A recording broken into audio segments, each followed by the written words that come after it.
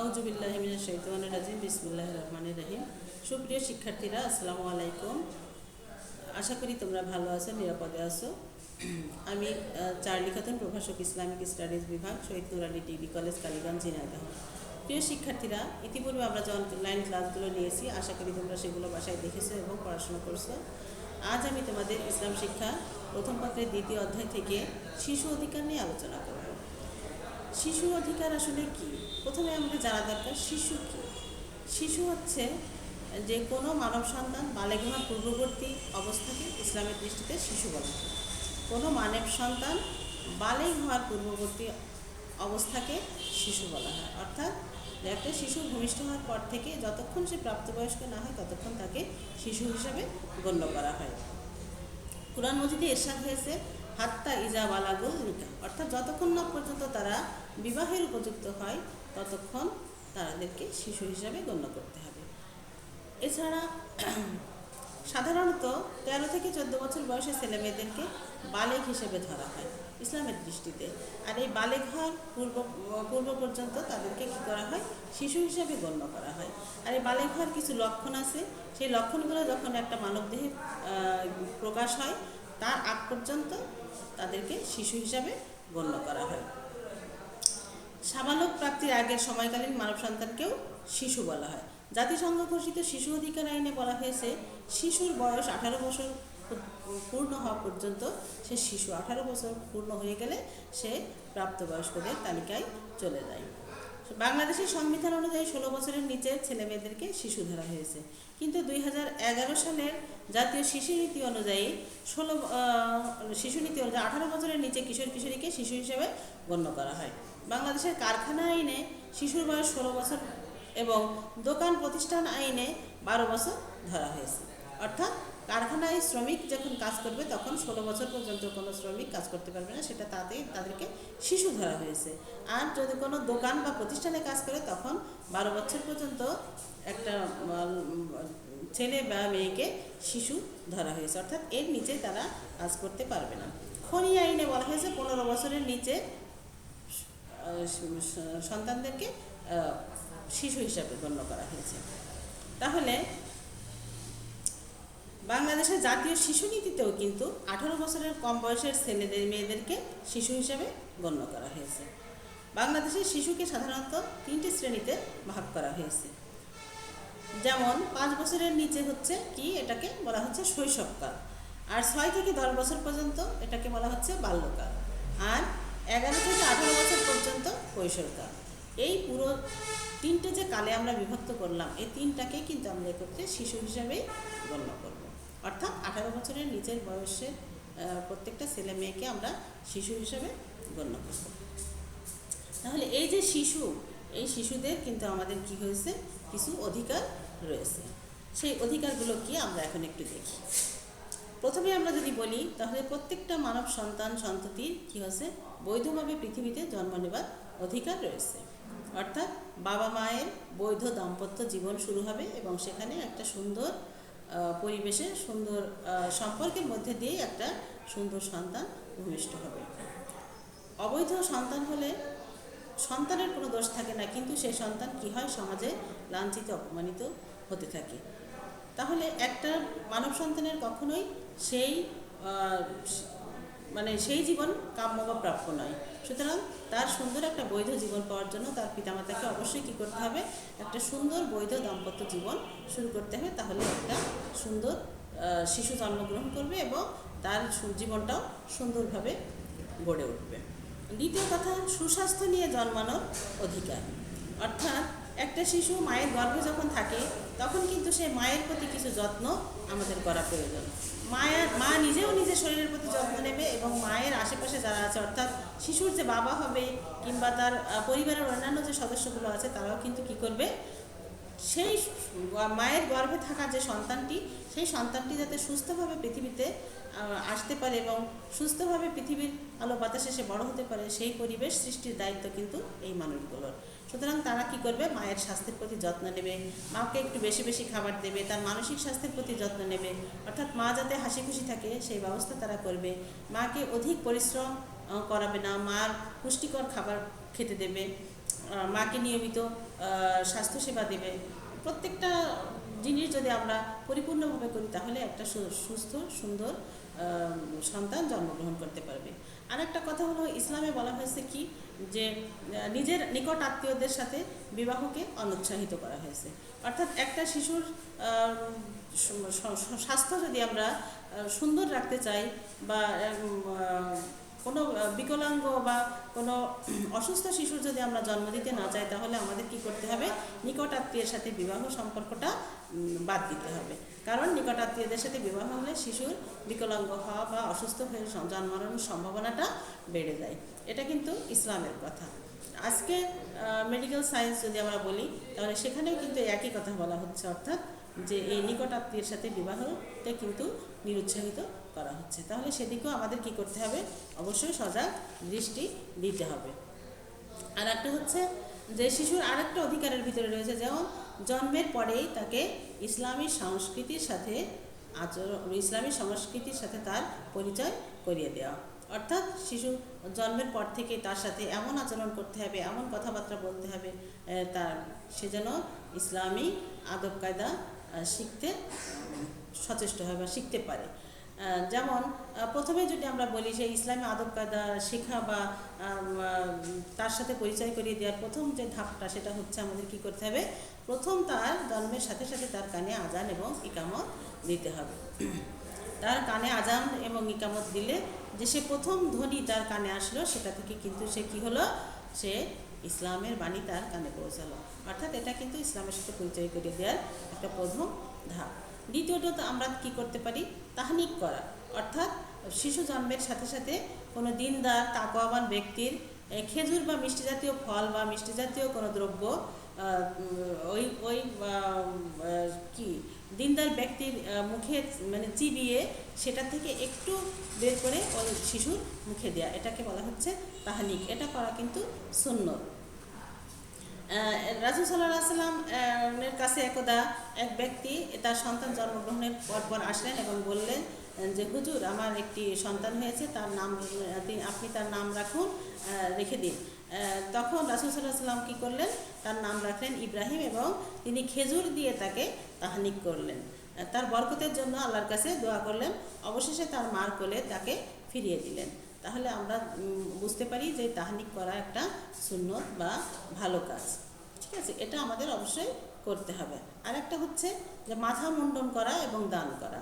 সন্তান জন্মের 7ম দিনে তার মাথার চুল কি করতে হবে? মুন্ডন করতে হবে, এবং চুলের ওজনের সমপরিমাণ স্বর্ণ অথবা রৌপ্য দ্বারা দান করতে হবে। এটা করা কিন্তু মুস্তাহাব। আর একটা জিনিস, যে শিশুর বেঁচে থাকার অধিকার। প্রত্যেকটা মানুষেরই বেঁচে থাকার অধিকার রয়েছে, আর শিশুদের ক্ষেত্রে একই অধিকার।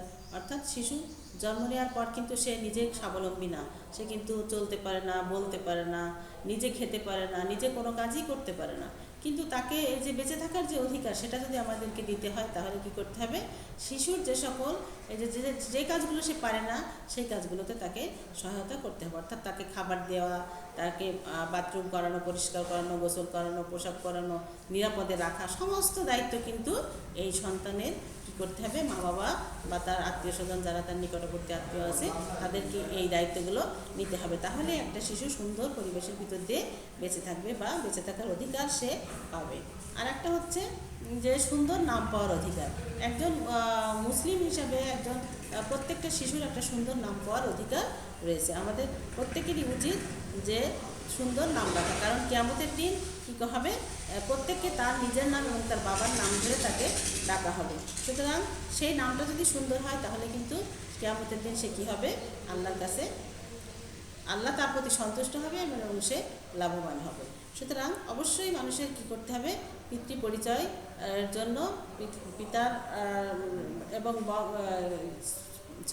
তার একটা সুন্দর নাম রাখতে হবে, এবং পিতার নাম এবং তার নাম সহই কিন্তু কিয়ামতের দিন তার পরিচয় হবে বা পরিচিত হবে সে।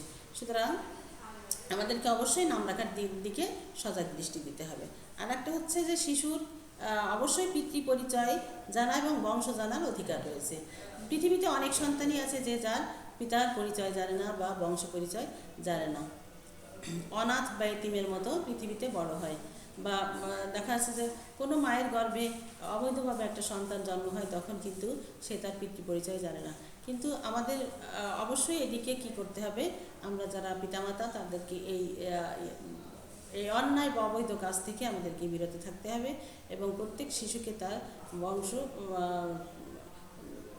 পরিচয় এবং তার পিতার পরিচয় তাকে জানার অধিকার রয়েছে, এবং সে যেন এই পরিচয়ের ভিতর দিয়ে সে যেন বড় হয়, একটা সুন্দর জীবন পায়, সেদিকে কিন্তু আমাদের সজাগ দৃষ্টি রাখতে হবে। আর একটা হচ্ছে শিশুর আকিকা ও খাতনার অধিকার।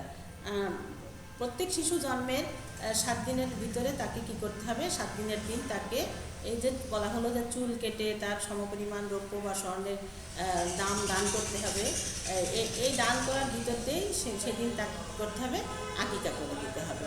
অর্থাৎ একটা ছেলে সন্তান হলে তার জন্য 2টো ছাগল বা বকরি, আর একটা মেয়ে সন্তান হলে তার জন্য একটা ছাগল বা একটা বকরি বা ভেড়া যেটাই বলে আমরা, সেটা আকিকা করে দিতে হবে। এই আকিকা করার সাথেই তার সুন্দর একটা নাম রাখতে হবে, এটা ইসলামের নিয়ম। আর একটা হচ্ছে যে এটা কিন্তু পিতামাতার কর্তব্য এবং পিতামাতাকে এটা করতে হবে। আর একটা হচ্ছে যে শিশু জন্মের পর মায়ের দুধ পাওয়ার অধিকার কিন্তু তার রয়েছে। ইদানিংকালে আমাদের সমাজে দেখা যায় অনেক মাই তার সন্তানকে কি বুকের দুধ খাওয়াতে চায় না, বা একটা অনিচ্ছা পোষণ করে, একটা অস্বস্তি বোধ করে, কিন্তু আসলে না, এটা তার অধিকার, এটা ইসলামের নিয়ম। সুতরাং এটাকে অস্বীকার করার কোনো উপায় নেই, কারণ এটার সাথে শিশুর স্বাস্থ্যের একটা বড় বিষয় জড়িত রয়েছে। যখন একটা শিশু মায়ের দুধ পান করে বড় হবে, তখন তার কিন্তু স্বাস্থ্য কী হবে, অনেক রোগ প্রতিরোধ ক্ষমতা বাড়বে, তার স্বাস্থ্য ভালো থাকবে, সুন্দর হবে। আর যখন সে বাইরের খাবার খাবে, তার কিন্তু পেটের অসুখ, বিভিন্ন ধরনের অসুখ বিসুখ তার লেগে থাকবে। সুতরাং এটা একটা কিন্তু তার বড় প্রাপ্তি আর কি, যে শিশুটি তার মায়ের দুধ খেয়ে বড় হলো। আর এটা অবশ্যই খাওয়াতে হবে, এটা দিতে হবে, কারণ আল্লাহ এটা মায়ের যে স্তন্যে যে দুধ আসে সন্তান জন্মের পর, সেটা কিন্তু আল্লাহরই রহমত, এবং সেটা শিশু সন্তানের খাবারের জন্যই আসে। সুতরাং এটা থেকে তাকে বঞ্চিত করার কোনো সুযোগ নেই, আর এটা কখনোই করা যাবে না। স্নেহ, মমতা, ভালোবাসা পাবার অধিকার প্রত্যেকটা শিশুরই রয়েছে। সুতরাং আমাদের কি করতে হবে, সন্তানদেরকে স্নেহ, মমতা, ভালোবাসা দিয়ে তাদেরকে বড় করতে হবে। সে যদি স্নেহ, মমতা, ভালোবাসা না পায়, তাহলে কিন্তু সেও একদিন বড় হয়ে হিংস্র হবে, সমাজে তার দ্বারা ক্ষতি সাধিত হবে। সুতরাং সে যদি ভালোবাসা, মমতা, স্নেহের ভিতর দিয়ে লালিত পালিত হয়, তাহলেও সে অন্যকে ভালোবাসতে, স্নেহ করতে শিখবে। সুতরাং এই শিক্ষা আমাদেরকে নিজেদেরকেই দিতে হবে, অর্থাৎ মা বাবা যারা আছি আমরা, কাছের যারা আছি আমরা, নিকটাত্মীয় যারা শিশুকে লালন পালনের দায়িত্ব নিই, তাদের কিন্তু আমাদের এই দিককে অবশ্যই সজাগ দৃষ্টি রাখতে হবে।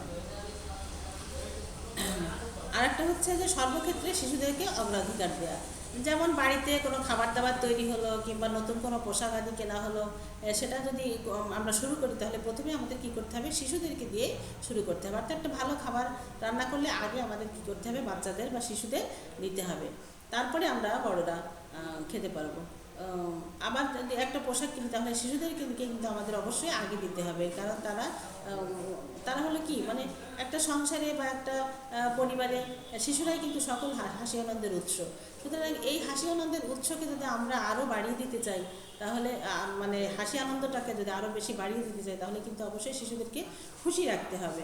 আর এই খুশি রাখার জন্য তাদেরকে কি করতে হবে, এই যে সব কিছুতে তাদের অগ্রাধিকার দিতে হবে। আর একটা হচ্ছে যে শিশুকে সত্যিকারের ইমানদার হিসেবে গড়ে তোলার দায়িত্ব কিন্তু পিতামাতার। পিতামাতা যদি ছোটোবেলা থেকে শিশুকে ইসলামী আদব কায়দার সাথে পরিচয় করিয়ে না দেয়, এবং এই ইসলামী আদব কায়দার ভিতর দিয়ে যদি তাদেরকে বড় না করে, তাহলে কিন্তু পরবর্তীতে এই শিশু কিন্তু কি হবে, অনইসলামিক কাজ বা অন্যান্য অপকর্ম, অন্যায়ের সাথে কিন্তু সে জড়িয়ে পড়বে। তখন কিন্তু তাকে ফেরানোটা খুবই কঠিন হয়ে পড়বে। যখন সে বড় হয়ে যাবে, যখন সে গণ্ডির, মা বাবার সীমানা বা গণ্ডির বাইরে সে চলে যাবে, আয়ত্তের বাইরে চলে যাবে, তখন কিন্তু তাকে কন্ট্রোল করা খুবই কঠিন হয়ে যাবে। এই জন্য ছোটোবেলা থেকেই কী করতে হবে, শিশুকে ইসলামী আদব কায়দা, পিতামাতার প্রতি তার কী কর্তব্য, সংসারের প্রতি তার কী কর্তব্য, আল্লাহর প্রতি তার কী কর্তব্য, দায়িত্ব, তার যে ইবাদত বন্দেগী করতে হবে, ছোটো ছোটো যে সকল ইবাদত বন্দেগী আছে যা ছোটো অবস্থায় করা সম্ভব, সেগুলোর সাথে কিন্তু তার ছোটোবেলা থেকেই পরিচয় করিয়ে দিতে হবে। তাহলে একটা শিশু যদি ছোটোবেলা থেকেই ইসলামী আদব কায়দার সাথে পরিচিত হয় এবং সে অনুযায়ী যদি সে তার জীবন যাপন করে, তাহলে কিন্তু সে পরবর্তী জীবনে একটা সুন্দর জীবন যাপনে অভ্যস্ত হয়ে পড়ে এবং সে কখনোই অন্যায় বা অপকর্মে পরবর্তীতে আর লিপ্ত হয় না। সুশিক্ষা লাভের অধিকার একটা শিশু সন্তানের রয়েছে। একটা সন্তানকে অবশ্যই ছোটোবেলা থেকে মা হলো তার সবচেয়ে বড় শিক্ষক। মায়ের কাছ থেকেই প্রথম শিশু কথা বলতে শেখে, চলতে শেখে, অনেক কিছু শিখে থাকে। তারপর পিতার কাছ থেকে শেখে, দাদা দাদির কাছ থেকে শেখে।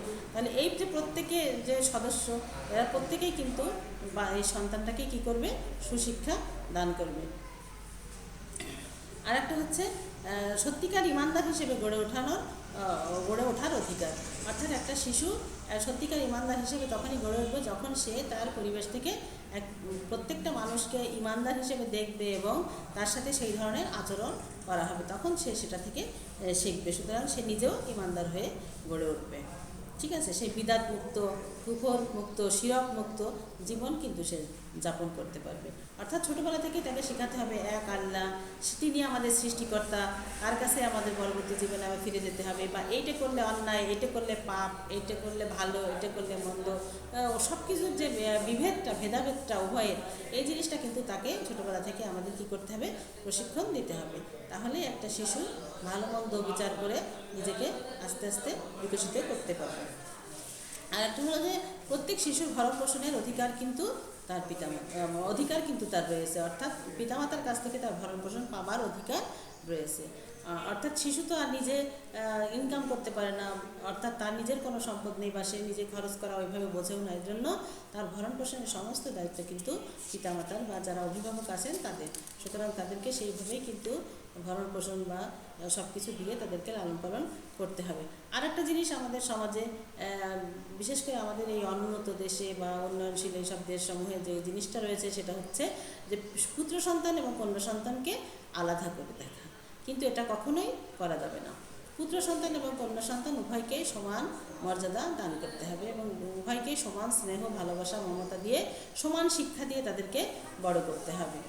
ছেলে সন্তানকে একটু বেশি খাবার দিলাম, মেয়ে সন্তানকে একটু কম খাবার দিলাম, ছেলে সন্তানকে শিক্ষার সুযোগ দিলাম, মেয়ে সন্তানকে দিলাম না, ছেলে সন্তানকে একটু দামি পোশাক দিলাম, মেয়ে সন্তানকে একটু কম দামি পোশাক দিলাম, এই চিন্তাভাবনাগুলো কিন্তু আমাদেরকে কী করতে হবে, বাদ দিতে হবে, একেবারেই বাদ দিতে হবে। রাসূল সাল্লাল্লাহু আলাইহি ওয়াসাল্লাম আরও বলছেন, কি একটা হাদিসে বলছেন উনি, যে বরং তোমরা পুত্রদের চেয়ে কন্যা সন্তানদেরকে একটু বেশি ভালোবাসো। কারণ কি, এটা বলার পিছনে একটা কারণ আছে। হয়তো অনেকে ভাবতে পারো যে কেন ছেলেরা কি অপরাধ করলো যে ছেলেদের থেকে মেয়েদেরকে বেশি ভালোবাসতে হবে। এই যে রাসূল সাল্লাল্লাহু আলাইহি ওয়াসাল্লাম কথাটা বললেন, এর পিছনে একটা যুক্তি এটা হলো যে কন্যা সন্তানরা কিন্তু একটা নির্দিষ্ট সময় পর্যন্ত বাবা মার কাছে থাকে, তারপরে কিন্তু তারা কী হয়, তারা বিয়ে হয় এবং বিয়ের পরে তারা বাবার বাড়ি ছেড়ে শ্বশুর বাড়িতে চলে যায়।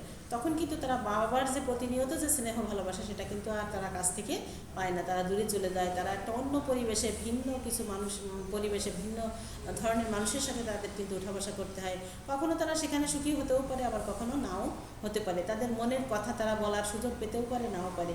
তাদের যেটা ইচ্ছা হয় তারা খেতেও পারে, যেটা ইচ্ছা হয় পড়তেও পারে, আবার সেটা নাও কিন্তু সে সুযোগ থাকতে পারে।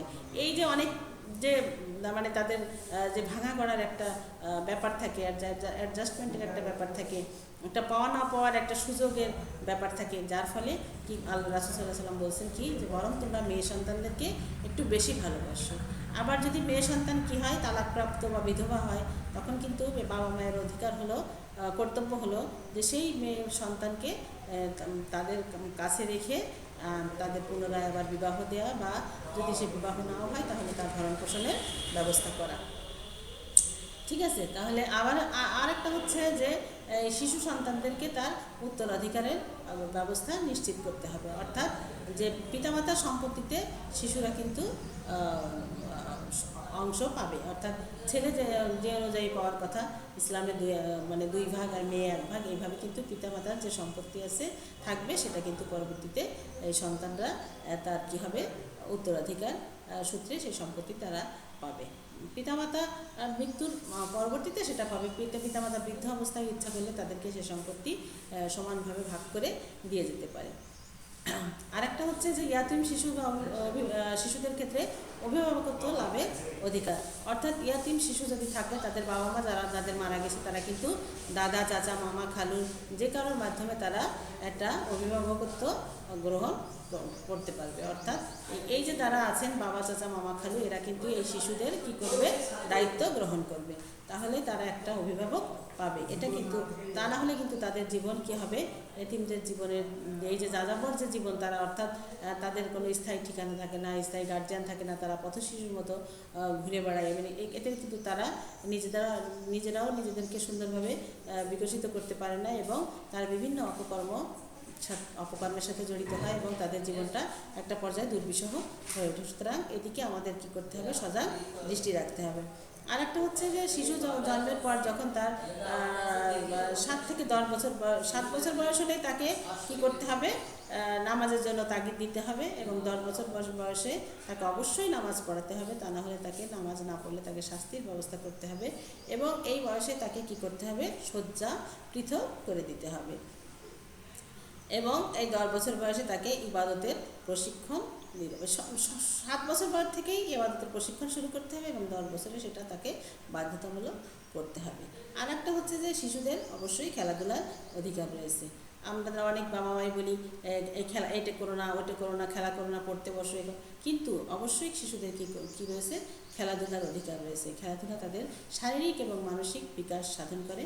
সুতরাং এটা যদি আমরা বাধা দিই বা এটা যদি বাধাপ্রাপ্ত হয় তাহলে শিশুর শারীরিক এবং মানসিক বিকাশে বাধাগ্রস্ত হয় এবং শিশু তার মানসিক অনেক সমস্যাও দেখা দিতে পারে এবং শারীরিক বিভিন্ন প্রতিবন্ধকতাও দেখা দিতে পারে। সুতরাং প্রত্যেক শিশুর খেলাধুলার পরিবেশ নিশ্চিত করতে হবে। প্রয়োজনে বাবা মা তাদের সাথে খেলতে হবে এবং তাদেরকে একটু বাইরে নিয়ে যেতে হবে, বাইরে খেলাধুলার পরিবেশ তাদেরকে সৃষ্টি করে দিতে হবে।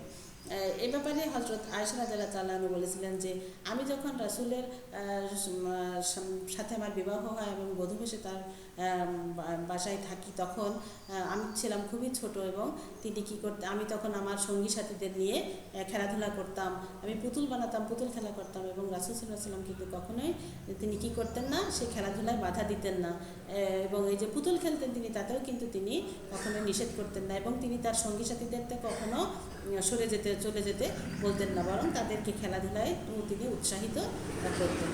সুতরাং এই খেলাধুলা যে আমাদের জীবনের জন্য একটা গুরুত্বপূর্ণ বিষয় বা শিশুদের জীবনের জন্য একটা গুরুত্বপূর্ণ বিষয়, সেটা কিন্তু আমাদের বুঝতে হবে। প্রত্যেক বাবা মাকে প্রত্যেক গার্জিয়ানকে এটা বুঝতে হবে এবং সে অধিকার তাদের নিশ্চিত করতে হবে।